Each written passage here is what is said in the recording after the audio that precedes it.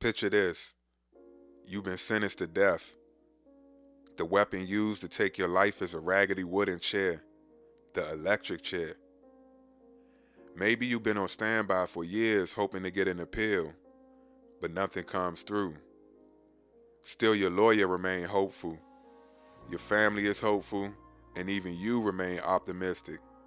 But on this day, your number is called. They come to remove you from your cell.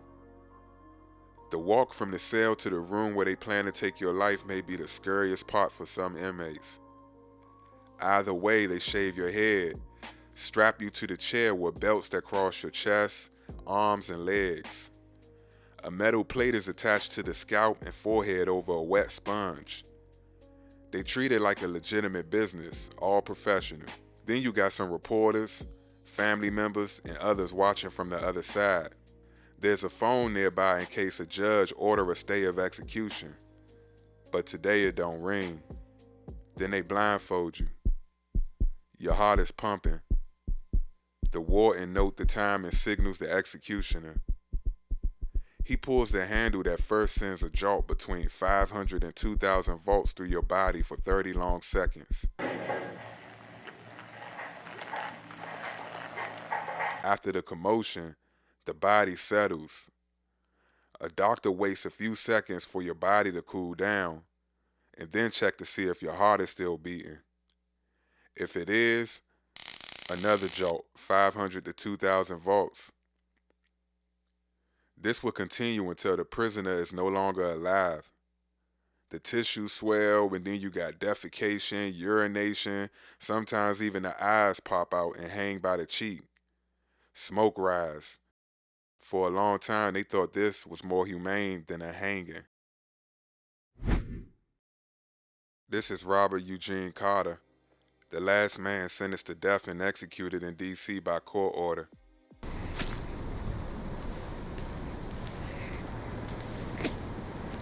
Oh, this is 1523 P Street. This is the last address of Robert Carter.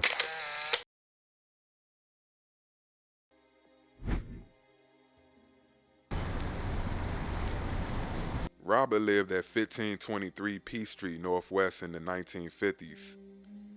He was just 24 years old with a pregnant wife and 2 children. Never been arrested and previously held a job as a laborer. But by July of 1953, he had been out of work for about a month and the family was struggling, and according to his own words, he had been searching for work, and one of his friends, an electrician named Thomas Lowry, who lived on Varnum Street, confirmed that Robert was trying to find work at this point. Having a tough break, he then decided to do something that would seal his fate.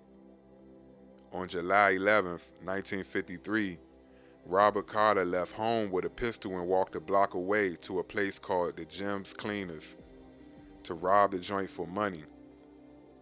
At 1637 P Street, Robert walked into the Cleaners.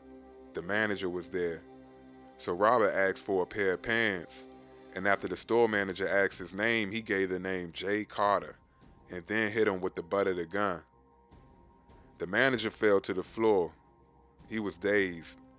So Robert grabbed the cash out the register, which was $54, and then he left. But moments later, the store manager rushed out the door yelling, "Help!" And an off-duty cop named George Castles was in the area helping a friend move, who was also an off-duty cop. So he rushed over to the manager, who told him what happened. And this where things really changed for Robert. 1637. Wow, are you serious? It's a CVS now? Let me take a step back. But yeah, it's a CVS now, man. At first, he was looking at robbery, assault, and maybe even a weapons charge, depending on the laws of that time.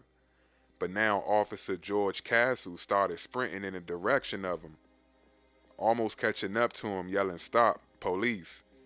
And so Robert apparently turned towards him with his gun aimed at him and fired a shot at Castles. The bullet tore into his right arm, traveling through the chest, piercing his liver, intestines, and according to the Washington Post, it settled in his right kidney. Robert looked back to see Castles fall, but then kept on running towards his house. Once he made it back to his house, of course his wife was there wondering what type of trouble he was in, and he told her what happened. Changed clothes, took out the $54 that he robbed, peeled off $2 for himself, stuck the 52 in a box where he and his wife kept the money. He left, got a cab, made his way to his mom's house and then his friend Lowry.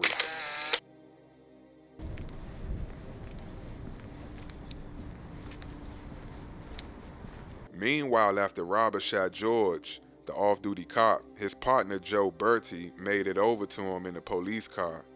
Because they both were chasing Robert originally, but Joe stopped and got the police cruiser. So by the time he made it back to where Castles was, Robert was already gone, and Castles was laying on the ground bleeding. They locked the area down, going door to door looking for Robert. By the time Castles made it to the hospital, Robert was already a wanted man. And remember, the name he gave in the cleaners was Jay Carter, so they basically had his real last name. And soon they made their way to his door, 1523 P Street. And just that quick, they put it together. His wife answered the door. Her name was Miss Ruby Lee Carter. So they took her to the station for questioning and got all the locations like his mom's address, his friend's house, Thomas Lowry. And at the time, Castles was still alive. All she knew was that he shot someone and robbed another man. Now, Robert stayed on the move, stopping at his mother's house, linking with Lowry, but the police ended up catching him walking into his friend's house at 749 Varnum Street Northwest.